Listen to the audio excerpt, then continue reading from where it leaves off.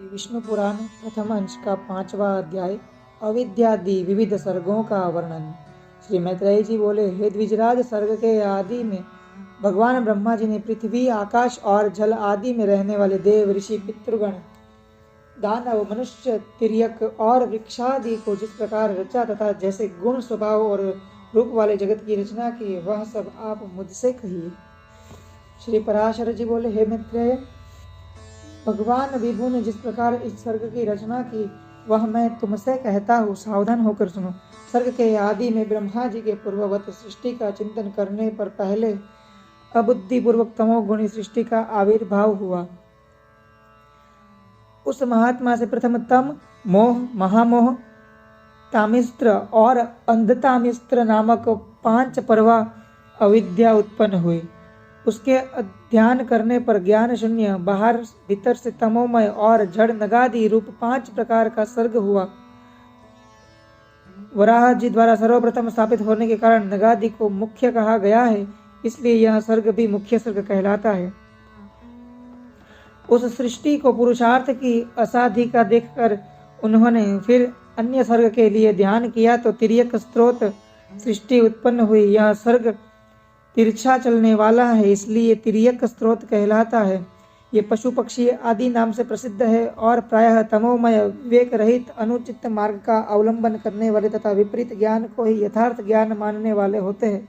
ये सब अहंकारी, अभिमानी, 28 वधों से युक्त, आंतरिक सुख आदि को ही पूर्णतया समझने वाले और परस्पर एक दूसरे की प्रवृत्ति को न जानने वाले होते हैं। उस सर्ग को भी पुरुषार्थ का असाधक समझ पुनः चिंतन करने पर एक और सर्ग हुआ। वह ऊर्ध्व स्त्रोत्र नामक तीसरा सात्विक सर्ग ऊपर के लोकों में रहने लगा। वे ऊर्ध्व स्त्रोत सृष्टि में उत्पन्न हुए प्राणी विषयक सुख के प्रेमी, बाह्य और आंतरिक दृष्टि संपन्न तथा बाह्य और आंतरिक ज्ञान युक्त थे। यह तीसरा सर्ग देव सर्ग कहलाता है। इस सर्ग के प्रादुर्भूत होने से संतुष्ट चित्त ब्रह्मा जी को अति प्रसन्नता हुई। फिर इन मुख्य सर्ग आदि 3 प्रकार की सृष्टियों में उत्पन्न हुए प्राणियों को पुरुषार्थ का असाधक जान उन्होंने एक और उत्तम साधक सर्ग के लिए चिंतन किया। उन सत्य संकल्प ब्रह्मा जी के इस प्रकार चिंतन करने पर अव्यक्त से पुरुषार्थ का साधक अर्वाक स्त्रोत नामक सर्ग प्रकट हुआ। इस सर्ग के प्राणी नीचे पृथ्वी पर रहते हैं, इसलिए अर्वाक स्त्रोत कहलाते हैं। उसमें सत्व, रज और तम तीनों ही की अधिकता होती है, इसलिए वे दुख बहुल, अत्यंत क्रियाशील एवं बाह्य आभ्यंतर ज्ञान से युक्त और साधक है। इस सर्ग के प्राणी मनुष्य है। हे मुनिश्रेष्ठ, इस प्रकार अब तक तुमसे 6 सर्ग कहे, उनमें महत्व को ब्रह्मा का पहला सर्ग जानना चाहिए। दूसरा सर्ग तन्मात्राओं का है, जिसे भूत सर्ग भी कहते हैं, और तीसरा सर्ग वैकारिक सर्ग है, जो इंद्रिय कहलाता है। इस प्रकार बुद्धिपूर्वक उत्पन्न हुआ यह प्राकृत स्वर्ग हुआ। चौथा मुख्य सर्ग है, पर्वत, वृक्षादि सावर ही मुख्य सर्ग के अंतर्गत है। 5वां जो तिर्यक स्त्रोत बतलाया, उसे तिर्यक योनि भी कहते हैं। फिर 6ठा सर्ग उद्ध्व स्त्रोताओं का है, जो देव सर्ग कहलाता है। उसके पश्चात 7वां सर्ग अर्वाक स्त्रोताओं का है, वह मनुष्य सर्ग है। 8वां अनुग्रह सर्ग है, वह सात्विक और तामसिक है। ये 5 वैकृत सर्ग है और पहले 3 प्राकृत सर्ग कहलाते हैं। 9वां कौमार सर्ग है, जो प्राकृत और वैकृत भी है। इस प्रकार सृष्टि रचना में प्रवृत्त हुए जगदीश्वर प्रजापति के प्राकृत और वैकृत नामक ये जगत के मूलभूत 9 सर्ग तुम्हें सुनाए। अब और क्या सुनना चाहते हो? श्री मैत्रेयी जी बोले, हे मुने, आपने इन देवकादि के सर्गों का संक्षेप से वर्णन किया। अब हे मुनि श्रेष्ठ, मैं इन्हें आपके मुखारविंद से विस्तार पूर्वक सुनना चाहता हूँ। श्री पराशर जी बोले, मैत्रेय, संपूर्ण प्रजा अपने पूर्व शुभाशुभ कर्मों से युक्त है, अतः प्रलय काल में सबका लय होने पर भी वह उनके संस्कारों से मुक्त नहीं होती। ब्रह्मा जी के सृष्टि क्रम में प्रवृत्त होने पर देवताओं से लेकर स्थावर पर्यंत 4 प्रकार की सृष्टि हुई। वह केवल मनुष्य नहीं थी। फिर देवता, असुर, पितृगण और मनुष्य, इन चारों की तथा जल की सृष्टि करने की इच्छा से उन्होंने अपने शरीर का उपयोग किया। सृष्टि रचना की कामना से प्रजापति के युक्त चित्त होने पर तमोगुण की वृद्धि हुई। अतः सबसे पहले उनकी जंघा से असुर उत्पन्न हुए। तब हे मैत्रेय, उन्होंने उस तमोमयी शरीर को छोड़ दिया। वह छोड़ा हुआ तमोमयी शरीर ही रात्रि हुआ। फिर अन्य देह में स्थित होने पर सृष्टि की कामना करने वाले उन प्रजापति को अति प्रसन्नता हुई और हे द्विज, उनके मुख से सत्व प्रधान देवगण उत्पन्न हुए। तदनंतर उस शरीर को भी उन्होंने त्याग दिया। वह त्यागा हुआ शरीर ही सत्व स्वरूप दिन हुआ। इसलिए रात्रि में असुर बलवान होते हैं और दिन में देवगणों का बल विशेष होता है। फिर उन्होंने आंशिक सत्वमय अन्य शरीर ग्रहण किया और अपने को पितृवत मानते हुए पितृगण की रचना की। पितृगण की रचना कर उन्होंने उस शरीर को भी छोड़ दिया। वह त्यागा हुआ शरीर ही दिन और रात्रि के बीच में स्थित संध्या हुई। तत्पश्चात उन्होंने आंशिक रजोमय अन्य शरीर को धारण किया। हे द्विज श्रेष्ठ, उससे रज प्रधान मनुष्य उत्पन्न हुए। फिर शीघ्र ही प्रजापति ने उस शरीर को भी त्याग दिया। वही ज्योत्सना हुई, जिससे पूर्व संध्या अर्थात प्रातः काल कहते हैं। इसलिए हे मैत्रेय, प्रातः काल होने पर मनुष्य और सायंकाल के समय पितर बलवान होते हैं। इस प्रकार रात्रि, दिन, प्रातः काल और सायंकाल ये चारों प्रभु ब्रह्मा जी के ही शरीर है और तीनों गुणों के आश्रय है। फिर ब्रह्मा जी ने एक और रजो मात्रात्मक शरीर धारण किया। उसके द्वारा ब्रह्मा जी से क्षुधा उत्पन्न हुई और क्षुधा से काम की उत्पत्ति हुई। तब भगवान प्रजापति ने अंधकार में स्थित होकर क्षुधाग्रस्त सृष्टि की रचना की।